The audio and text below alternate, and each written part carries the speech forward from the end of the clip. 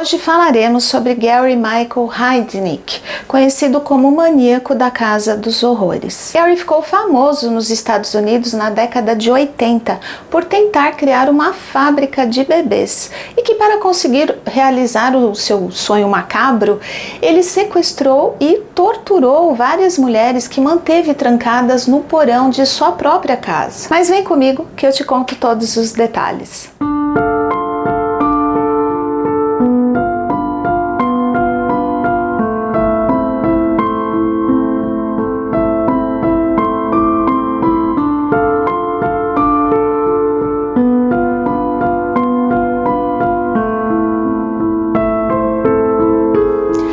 Seja muito bem-vindo a mais um vídeo aqui do canal.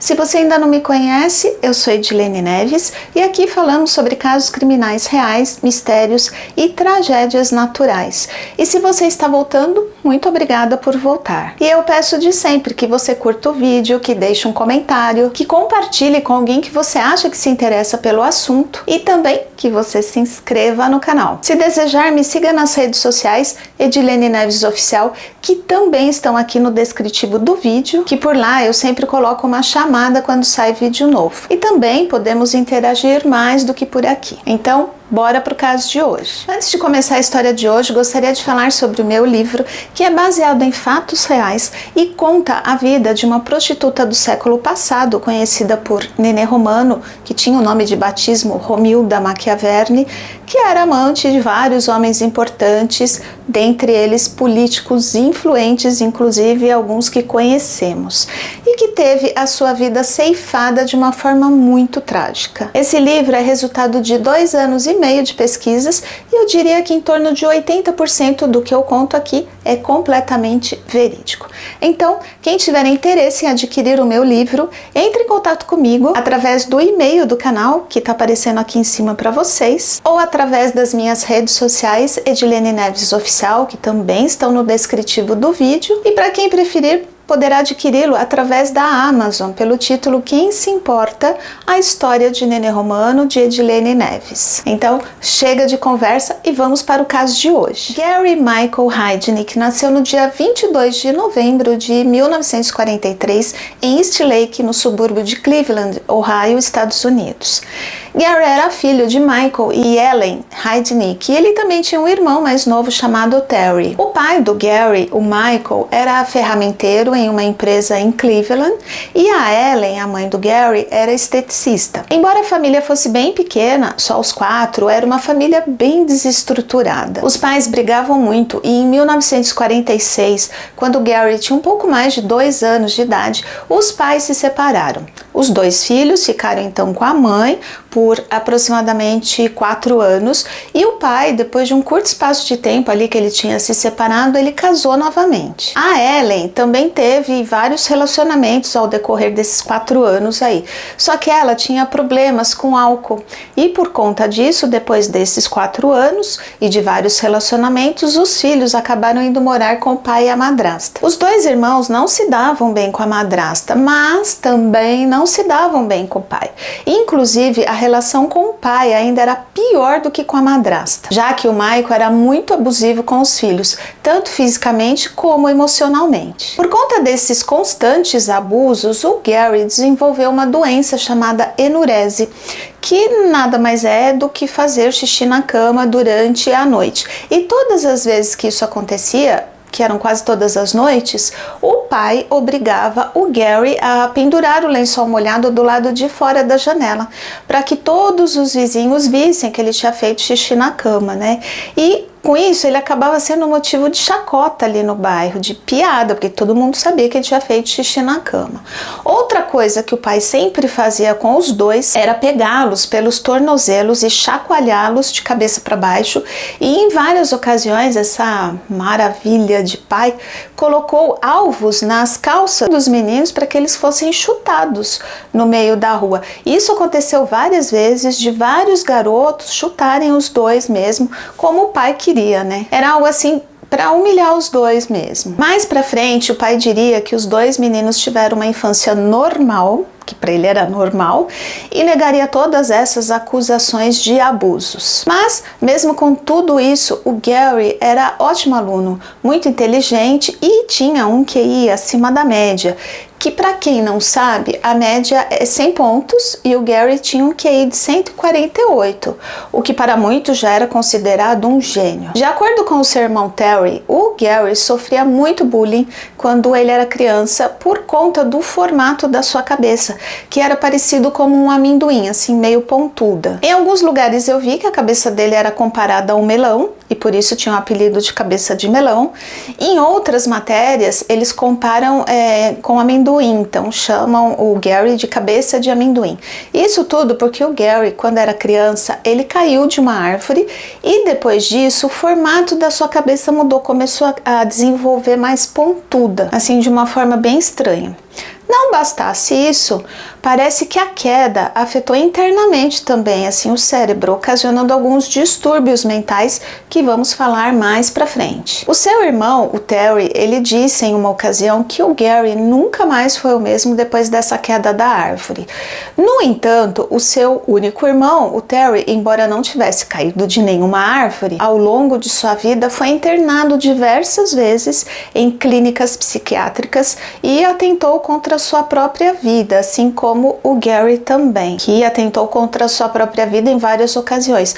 Ou seja, os dois irmãos tinham problemas mentais e atentaram contra suas próprias vidas em diversas ocasiões ali no decorrer dos anos. Então eu acho que no caso do Gary, o problema que ele tinha não tinha sido por causa da queda da árvore, né? E era sim, talvez um problema genético mesmo, já que os dois irmãos tinham esse mesmo problema.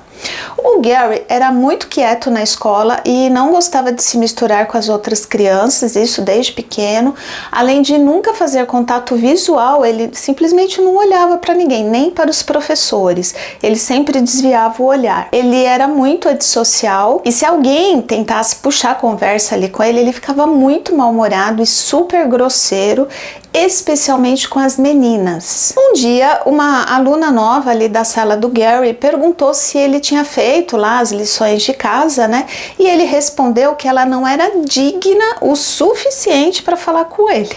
Olha só a resposta que ele deu. Ele era completamente fora de contexto, né? Desde que o Gary era criança, ele sempre quis entrar para o exército, ele tinha uma verdadeira fascinação por isso, era um grande sonho dele, e também sempre demonstrou ser uma pessoa assim muito econômica, assim muito ligada em dinheiro, mesmo quando ainda era bem jovem. Ele lia muito sobre como fazer o dinheiro render, então ele tinha esse interesse porque ele queria muito ficar rico. Depois de algum tempo, quando o Gary tinha entre 14 e 15 anos, o pai dele o colocou em uma escola militar na Virgínia, onde ele estudou por 2 anos, e esse tempo em que ele esteve nessa escola, ele tirou notas excelentes, e assim, lá também ele teve um comportamento exemplar. Embora ele evitasse o confronto de olhar, ele tinha um comportamento exemplar. Depois desse período de 2 anos, já com 17 anos, o Gary voltou a morar com o pai, quando então se matriculou na North High School em East Lake, e um mês depois ele se transferiu para o leste de Cleveland. Mas esses estudos duraram pouco, porque logo ele largou tudo para ir finalmente para o exército, como ele tanto queria. E isso aconteceu em janeiro de 1961, quando ele ainda tinha 17 anos. Então, o Gary finalmente conseguiu se alistar no exército. Durante o treinamento, ele pediu para servir na escola de polícia do exército, mas o pedido foi negado porque ele tinha acabado de completar ali 18 anos e parece que a idade para ir para o exército exigida ali eram 19 anos, então ele não podia ir.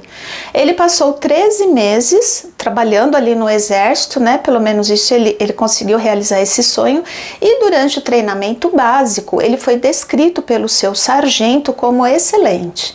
Nesse treinamento ele acabou sendo encaminhado para a área de paramédicos e logo foi transferido para o Fort Sam Houston em Santo Antônio, no Texas. Lá ele se saiu muito bem e depois de pouco tempo ele foi transferido para um hospital na Alemanha. Em outubro de 1962, o Gary foi dispensado com honra do serviço militar devido a problemas de saúde. Durante um exame de rotina lá, já que ele tinha se queixado para os superiores que ele sentia fortes dores de cabeça, náuseas e problemas estomacais, ele foi ao médico e foi diagnosticado com gastroenterite. E quando ele fazia esses exames, o médico descobriu que ele tinha sintomas de uma doença mental, assim, específica lá. E ele acabou realizando outros exames e nesses exames, nessa ocasião aí do resultado dos exames, ele foi diagnosticado com um transtorno de personalidade esquizoide, o que de certa forma explicava aquele comportamento antissocial na escola e durante a vida toda até ali, né? Por ser assim meio esquisitão e meio fechado. Depois que ele saiu do exército, ele começou a trabalhar em um hospital como enfermeiro e nessa ocasião ele entrou na faculdade. Mas ele acabou desistindo pouco tempo depois, ele só cursou um semestre e parou a faculdade. Quando ele desistiu de estudar, de fazer a faculdade, ele passou a trabalhar como enfermeiro ainda em um hospital psiquiátrico, que também não durou muito, já que ele teve ali muitas reclamações, tanto dos pacientes como dos colegas de trabalho, e também tinha muita reclamação dos superiores pelos constantes atrasos. E por conta disso, ele acabou sendo demitido desse hospital psiquiátrico. E foi nessa ocasião, quando ele foi demitido desse hospital, que ele gostava muito de trabalhar ali, né, era uma realização para ele, que ele ficou muito mal assim da cabeça e acabou atentando contra a sua própria vida 13 vezes. Olha só, 13, não foi uma só, né? Um desespero, foram 13. E por causa dessas várias tentativas de tirar a própria vida, ele foi internado em hospitais psiquiátricos diversas vezes, era um entra e sai. E olha só, ele era enfermeiro desse tipo de hospital, né? De hospital psiquiátrico. E depois ele passou a ser paciente. E assim como ele, o irmão dele, o Terry, também atentou contra a sua própria vida diversas vezes. E como se isso não bastasse, a mãe dos dois, que era alcoólatra, descobriu em 1970 um câncer nos ossos. Então, ela tirou a própria vida tomando cloreto de mercúrio. Triste isso, né? Parecia ser genético o negócio mesmo, porque não é possível, os 3. Em outubro do ano seguinte, em 1971, pouco tempo depois dessa tragédia da morte da mãe, o Gary, que aparentava estar melhor, mais controlado, resolveu abrir a sua própria igreja, que nomeou de Igreja Unida dos Ministros de Deus. Inicialmente com apenas 5 seguidores, sendo que um desses seguidores era o próprio irmão dele, o Terry. Mas com o passar do tempo foram aumentando os fiéis e em 1975, 4 anos após a abertura da igreja, o Gary abriu uma conta em um banco com um depósito inicial de $1.500. E em 1986, ou seja, 15 anos após a abertura da igreja, ele já tinha aplicado no banco mais de $500 mil, que hoje, em 2023, seria algo em torno de $2.700.000. Então ele devia ter bastante lábia, né? Para convencer os fiéis a darem dinheiro para ele, né? E também convencer as pessoas a virarem seus fiéis. E como ele tinha jeito para finanças, né? Ele conseguiu aumentar muito ali o seu dinheiro, ele soube aplicar, lembrando que ele tinha um QI muito acima da média. No ano de 1976, o Gary foi acusado de agressão agravada e porte de arma sem licença, porque ele tinha uma casa que ele alugava e numa discussão com o inquilino dele dessa casa, ele atirou com um revólver no homem e pegou assim no rosto dele, meio de raspão.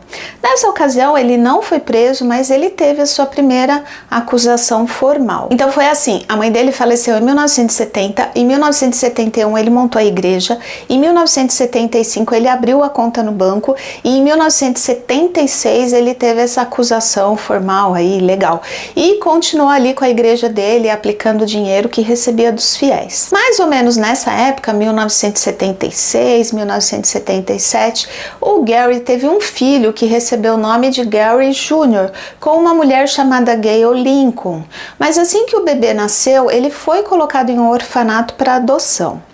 Em 16 de março de 1978, nasceu a segunda filha do Gary, dessa vez menina, que recebeu o nome de Maxine Davidson, que também foi colocada para adoção em um orfanato logo após o seu nascimento. A mãe da bebê, da Maxine, era uma mulher chamada Anjanette Davidson.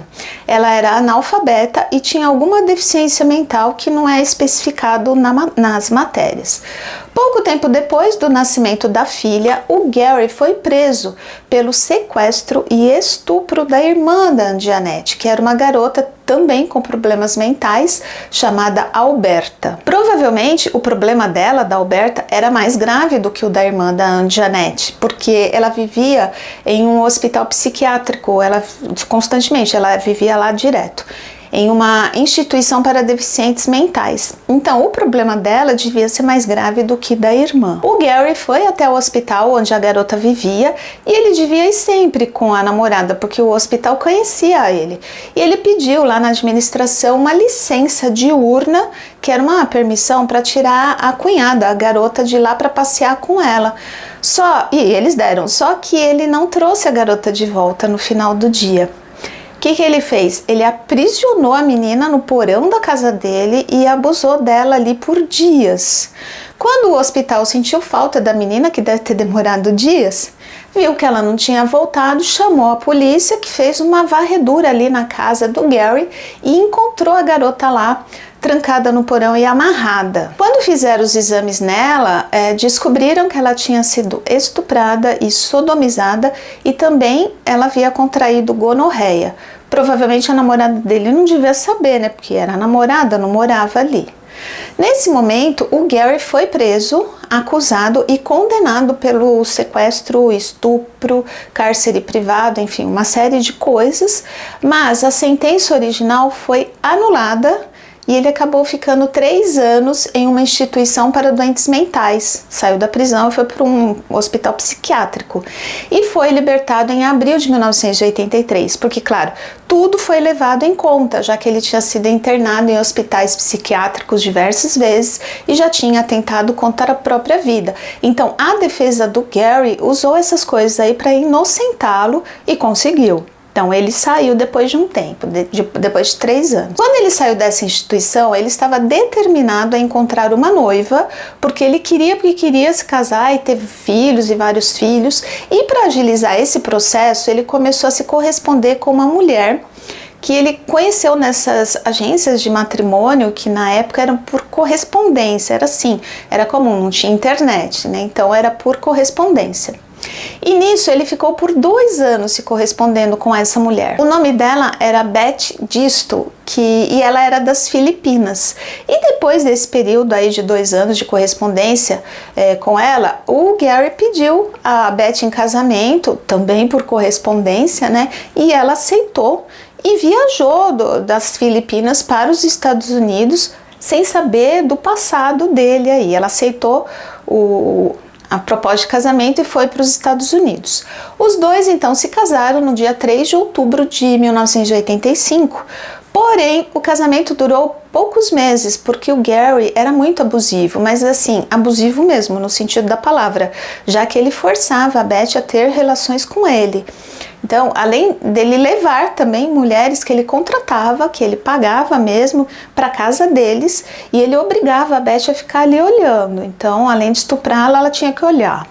A Beth, numa dessas investidas dele, ela engravidou.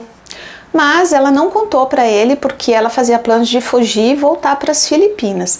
E ela tinha medo que ele prendesse ela em casa quando soubesse que ela estava grávida. Já que nessa ocasião ele tinha muita vontade de ter filhos e vivia falando nisso. Então ela pensou, se ele souber que eu tô grávida, ele vai me trancar aqui, eu não vou conseguir fugir.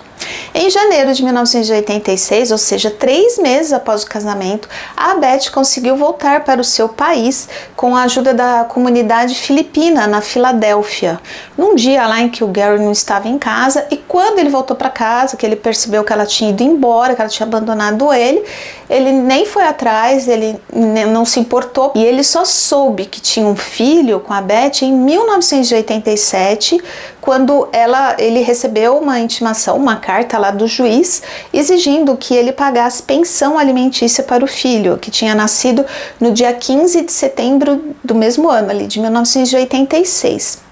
E o menino chamava Jesse John Disto. Ele nem tinha o sobrenome do pai. Então, o Gary foi obrigado a pagar a pensão, mas ele não tinha nenhum contato com o filho. E nessa ocasião, ele foi preso, inclusive, novamente, porque a Beth o acusou de agressão e estupro. Depois que ele saiu da prisão, que não ficou por muito tempo, já que seus advogados sempre argumentavam que ele tinha problemas mentais, então, quando ele saiu, ele estava obcecado com a ideia de ter filhos. Ele queria ter muitos filhos, então ele bolou um plano. Ele queria fazer uma fábrica de bebês no porão ali da casa dele. Então, para isso, ele planejou sequestrar várias mulheres e mantê-las acorrentadas para que elas não fugissem, como a Beth tinha feito. A ideia era deixá-las presas para que elas não fugissem e que ele pudesse torturá-las também, porque era o que ele queria, além de ter os filhos e estuprar diversas vezes, enfim, da forma que ele bem entendesse até elas engravidarem. Então, ele cavou um buraco em seu porão, que mais tarde se tornou uma das inspirações ali para o personagem Buffalo Bill, do filme O Silêncio dos Inocentes. O Buffalo Bill, ele mantinha suas vítimas em um buraco antes de matá-las. Eu não sei se vocês assistiram esse filme, eu acredito que sim. O Silêncio dos Inocentes é um filme bem conhecido e bem antigo, então acredito que todo mundo aqui já tenha assistido e lembra bem do Buffalo Bill, que fazia um buraco e jogava as pessoas ali, né? Depois ele matava. A primeira vítima do Gary, para essa loucura aí que ele criou na cabeça dele, de fazer uma fábrica de bebês, foi uma prostituta chamada Josefina Rivera, que mais tarde ela foi considerada a sua favorita entre as mulheres que ele mantinha lá no cativeiro. A Josefina foi sequestrada no dia 25 de novembro de 1986. Ela acompanhou o Gary até a casa dele, depois de acertarem lá o dinheiro, né, em troca de sexo, porque ela era prostituta. E aí ela concordou, foi para casa dele. Uma vez na casa dele, ele arrastou ela para o porão, onde ela foi acorrentada, espancada, estuprada repetidamente e alimentada com comida de cachorro. E para que nenhum vizinho ali ouvisse nada, o Gary ligava sempre a televisão ou o rádio no volume mais alto possível. E como ele era conhecido ali na vizinhança como o cara esquisitão, né? Ele era o esquisito do bairro. Ninguém desconfiou de nada, só acharam que ele, sei lá, gostava de ouvir música alto mesmo e era esquisito, mas o que era o tipo dele, né? Então, ignoraram. A sua segunda vítima foi Sandra Lindsay, de 24 anos. Ela foi sequestrada no dia 3 de dezembro do mesmo ano, de 1986, e sofreu o mesmo tratamento que a Josefina, só que a Sandra, ela tinha problemas mentais. Ele gostava de pegar moças assim, né? Talvez porque fosse mais fácil, né? Porque elas caíam na lábia dele com mais facilidade, eram mais vulneráveis. Talvez fosse isso. A Sandra, ela estava na rua, indo na mercearia ali perto da casa dela, quando ele a abordou. E essa foi a última vez que a Sandra foi vista, ali na rua da mercearia. Mas ninguém viu o Gary conversando com ela, então ninguém sabia onde ela estava. Só que ela tinha saído para ir na mercearia e não voltou. E como ela tinha esses problemas, não deve ter sido muito difícil convencê-la a acompanhá-lo, né, até a casa dele. Sua terceira vítima foi Lisa Thomas, de 19 anos de idade. A Lisa era uma mãe solteira que o Gary viu caminhando ali na beira da estrada um dia, alguns dias antes do Natal de 1986. Ele parou ali para dar uma carona para ela e a moça acreditou na boa fé do Gary, ele tinha cara de boa gente, então ela entrou no carro dele. Dentro do carro ele ofereceu comida porque ele viu que ela estava com fome, então convidou ela para almoçar na casa dele e ingenuamente ela aceitou. Quando chegaram à casa do Gary, eles conversaram, almoçaram, deram risada, tudo parecia muito normal. Quando ele ofereceu uma taça de vinho, que provavelmente ele colocou alguma coisa lá dentro. Quando ela acordou, ela estava toda dolorida e na mesma hora ela percebeu que tinha sido estuprada por ele. Ela estava amarrada e havia duas outras mulheres na frente dela que também estavam amarradas. O Gary, muito irônico, apresentou a Lisa às outras garotas e deu a todas elas algo para comer, que depois contaram que foi comida de cachorro. Em seguida, ele estuprou a Lisa novamente, enquanto as outras garotas, as outras duas que estavam ali, foram obrigadas a assistirem. Elas não podiam podiam desviar o olhar nem fechar os olhos, porque senão elas eram punidas, ele batia nelas. Sua quarta vítima foi Deborah Dudley, uma jovem de 23 anos de idade que foi sequestrada no dia 2 de janeiro de 1987. E a Débora, ela passou por tudo que as outras tinham passado, igualzinho, da mesma forma, e continuavam passando, né? Só que ela era a mais revoltada ali, ela falava mais também. Ela reclamou das condições de vida em que o Gary estava forçando as meninas a viverem, e ele realmente fez algumas mudanças, fornecendo às meninas absorventes internos, um banheiro portátil e um banho quente com sabonete e tudo mais, porque elas já estavam há dias sem tomar banho. Então ela conseguiu algumas melhorias ali. A sua quinta vítima foi a Jacqueline Askins, a mais jovem de todas. Ela tinha somente 18 anos. Ela foi sequestrada no dia 18 de janeiro de 1987. Em uma tentativa de manter as moças caladas e também como forma de tortura, o Gary colocava fita adesiva na boca delas e enfiava chaves de fenda em seus ouvidos. Pensa na loucura, credo.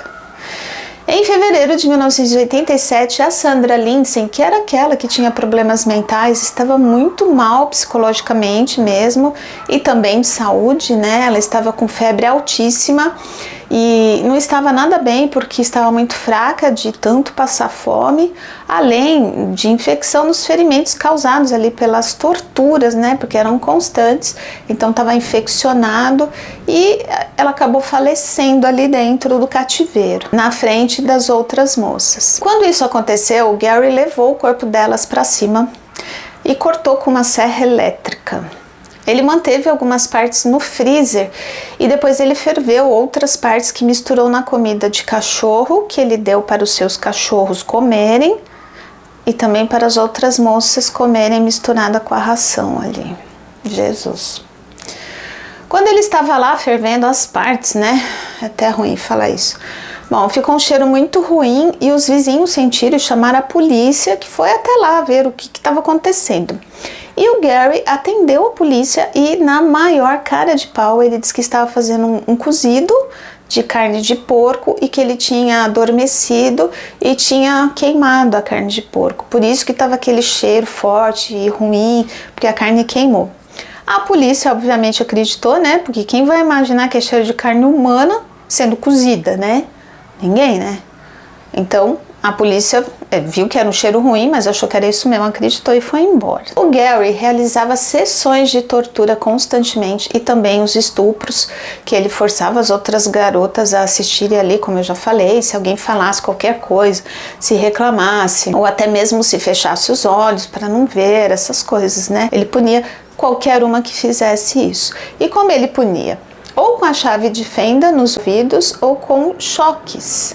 Ele eletrocutava as meninas.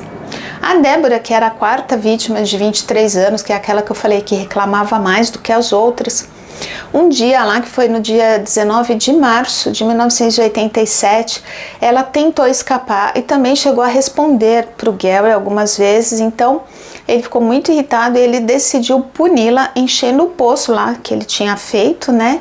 Ele encheu aquele buraco com água e ele colocou a Débora lá dentro e eletrocutou a moça com fio descascado e obrigou a Josefina, que era a primeira vítima, que era a prostituta lá, que era a sua preferida, a ajudá-la a eletrocutar a Débora, que não aguentou e acabou falecendo também. Ele levou o corpo dela para cima e acabou jogando em um lugar em Nova Jersey. Acho que ele não quis arriscar, né, de cozinhar de novo e os vizinhos chamarem a polícia e aí atrair a atenção da polícia novamente. Então ele se desfez do corpo jogando num lugar ermo. Então já eram 2 mortes, né? Só que ele não estava satisfeito, ele queria pegar mais moças. Veja como ele começou em novembro, depois em dezembro, aí janeiro, fevereiro. Era assim, uma pertinho da outra, ele parecia não ter medo de ser pego. Então ele decidiu que queria pegar mais uma, já que 2 das 5 já tinham morrido. Então, na cabeça doente dele, ele precisava repor, já que ele pretendia fazer sua fábrica de bebês, que até aquele momento nenhuma tinha engravidado ainda. Foi aí que ele decidiu que era hora de pegar outra moça. Como eu falei aqui no começo, a preferida dele era Josefina Rivera, que era prostituta lá, Mas por que ela era a preferida? Porque ela era mais esperta e agia com ele de forma inteligente. Ela era a única que ele deixava subir para a casa principal, ele estuprava ela no quarto dele, na cama, com mais conforto, e fazia ela cozinhar para ele ali. Então eles acabavam conversando. E ela demonstrava se importar com ele, ela demonstrava gostar dele. Então, claro que era um jogo, né? Que ela não gostava dele, mas ela encenou e ele caiu, porque ela conseguiu convencer ele a deixá-la que fosse visitar a família dela, que ela tinha um filho e ela dizia que estava com saudade do filho e jurou que voltaria logo, que não ia se demorar e tudo mais, e ele acreditou nela. E para que ele acreditasse nela, que confiasse que ela voltaria e tudo mais, ela ajudou ele a sequestrar a sexta vítima no dia 23 de março de 1987. Era uma moça de 24 anos de idade chamada Agnes Adams. Depois do sequestro da Agnes e da sessão de tortura habitual ali que ele fazia quando ele sequestrava uma moça, logo no dia seguinte o Gary concordou em levar a Josefina até o posto de gasolina e ficou ali esperando que ela fosse visitar a família e voltasse, que era o combinado, ali para o posto, para então eles retornarem para casa. E o imbecil ainda acreditou que ela voltaria e ficou ali esperando por ela. Só que assim que ela se viu longe dele, né, que ela saiu do carro, que ela viu que ela estava longe do carro, ela correu muito e conseguiu chegar na casa do namorado, que ela tinha um namorado, que inicialmente não acreditou na história que ela estava contando, achou que ela tinha desaparecido esses meses todos porque estava com outra pessoa, já que eles tinham brigado alguns dias antes. Enfim, mas como ela mostrou as marcas das correntes, das cordas, sei lá, corrente nas pernas e braços dela, ele acabou acreditando na história e concordou em levá-la até a polícia. A polícia então foi até o posto de gasolina que a Josefina disse que ele estava esperando por ela e de fato ele estava ali esperando e a polícia o prendeu na hora. O melhor amigo do Gary, chamado Cyril Brown, também foi preso porque a polícia achou que, como eles eram muito amigos, que ele estava envolvido ali também no caso, e nessa hora o Cyril confessou que sabia sobre a morte da Sandra Lindsay e também que tinha visto o Gary cortar o corpo dela, mas que ele não tinha nada a ver com a história, que ele não tinha participado de nada, nem ajudado, enfim, ele acabou sendo libertado sob uma fiança de $50 mil e concordou em testemunhar contra o Gary. Agora, na minha humilde opinião, se ele sabia de tudo isso e não foi procurar a polícia, ele é tão culpado quanto. O Gary foi preso no dia 24 de março de 1987, um dia depois dele ter sequestrado a sexta e última vítima, e em abril daquele mesmo ano ele tentou cometer suicídio dentro da cadeia. Em seu julgamento, ele tentou convencer o tribunal de que as mulheres estavam no porão quando ele se mudou, como se isso fosse algum tipo de defesa, né? Se isso fosse verdade, o que era ridículo essa história, óbvio que não teria mulheres presas no porão, mas se fosse verdade que algum louco tinha feito isso, ele teria que ter soltado as mulheres e procurado a polícia. Então, é óbvio que era mentira. Em seguida, ele tentou alegar insanidade, mas a promotoria argumentou que ele estava são de corpo e mente, devido ao fato de ter acumulado tanto dinheiro por meio de sua igreja e também por ele ter a igreja e falar lá para os fiéis e tudo, né? Então, o Gary foi considerado culpado por 2 acusações de assassinato em primeiro grau e condenado à morte por injeção letal, fora os sequestros, né? Que ele também foi condenado.